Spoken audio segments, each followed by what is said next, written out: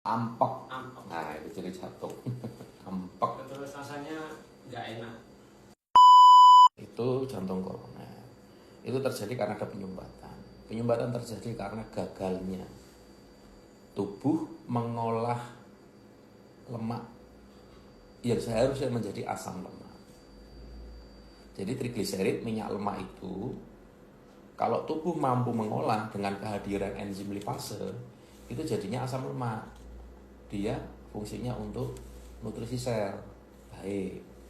Di tubuhmu itu enzim lipase minim. Sehingga setiap kali kamu mengkonsumsi yang sifatnya trigliserid, minyak lemak dalam berbagai macam bentuk, baik minyak lemak, minyak yang kamu minum, ada nggak kebiasaan minum minyak, atau dalam bentuk makanan yang mengandung tinggi trigliserid, begitu masuk karena nggak ada enzim lipase, ya sudah jadi plak. Gitu.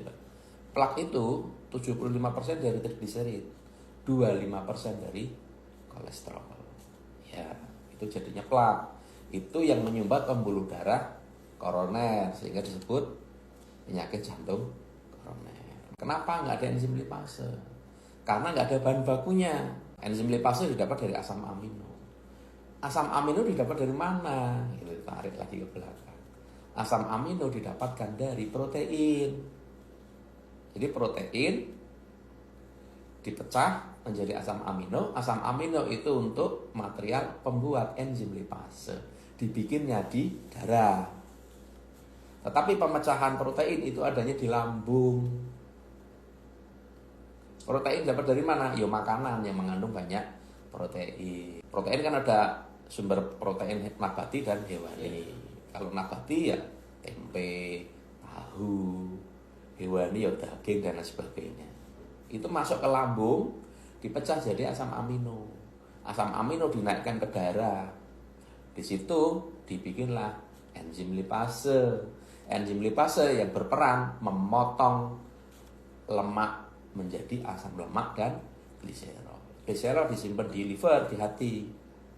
Asam lemak untuk makanan sel.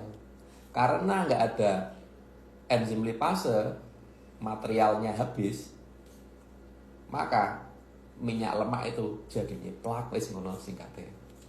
Jadilah penyumbatan. Loh, masalahnya kok nggak ada protein. Nah, satu, selama ini makananmu protein gimana? Tercukupi apa enggak?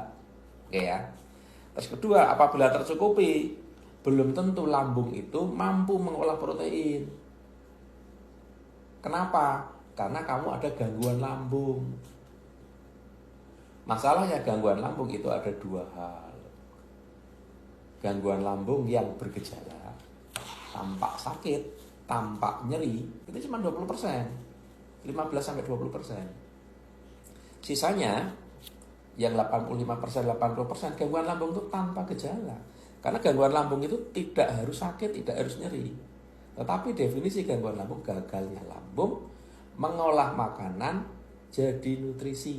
Nah, dalam hal ini yang kaitannya tadi saya sebutkan, mengolah protein jadi asam amino, itu gagal dipecah di lambung.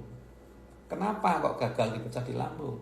Karena asam lambungmu sudah mendekati netral, tidak asam lagi. Asam lambung yang baik itu adalah pH-nya 1-2 atau 1-3. Asam kuat, HCl. Nah, kenapa tidak asam lagi? Bisa karena proses hormonal, bisa karena proses intervensi dari luar yang pengobatan gangguan lambung yang keliru. Yang 15-20% tadi kan sakit nyeri itu, sehingga diobati pakai apa? Penetral asam lambung. Ya, obat antasida, PPI yang tugasnya menaikkan supaya asam lambungnya pH-nya mendekati netral, mendekati 7. Minumlah obat-obatan mah itu, baik yang antasida ataupun yang PPI. PPI itu yang sol itu. Sehingga asam lambungnya dinetralkan. Ketika asam lambung dinetralkan, lambung enak, nyaman, perihnya berkurang. Tapi besok akan perih lagi kan gitu. Nah, ketika dinetralkan, asam lambungnya kan naik pH-nya. dia nggak mampu memecah makanan jadi nutrisi. Kamu makan tahu tempe di lambung, itu nggak mampu dia pecah. Paling yang bisa dipecah 25% saja yang masuk ke peredaran darah. Yang 75 itu kebuang ke feses. Nah, terus solusinya piye? Pertanyaan saya. Kalau sudah saya jelentera kayak gini, kira-kira solusinya sudah mulai paham toh? Apa yang harus dibenahi dulu? Lambungnya. Lambung. Paham? Lambungnya dibenahi supaya lambungnya normal lagi. Asam lambungnya kuat lagi. Hormon lambung baik. Kalau lambung baik, misalnya ada emah, radang lambung, ya radang lambungnya dipulihkan. Kalau ada permasalahan hormonal, mungkin nggak ada radang lambung, ada kasus yang lain hormonal, ya hormonalnya jadi baik lagi. Kalau baik, maka lambung mampu mengolah makanan, khususnya di sini proteinnya, yang saya bahas, karena makanan nutrisi itu kan karbohidrat, protein, trigliserid itu makanan itu terus vitamin, mineral. Ya protein itu mampu nanti dipecah. Ketika mampu, asam aminonya banyak, ya tak? Enzim lipase banyak. Kalau enzim lipase banyak, ya mampu dia mengolah minyak lemak. Karena minyak lemak itu ketika kamu makan, itu nggak dipecah di lambung. Pemecahan minyak lemak itu di peredaran darah. Mulai ya kalau gagal, plak. Karena semua makanan, sedikit atau banyak, pasti mengandung minyak. Beras saja, itu mengandung minyak, tapi sedikit. Sayur, itu mengandung minyak, sedikit. Apa mana kalau gorengan masuk, ya jelas, oke. Makan bersantan, jelas banyak. Paham ya?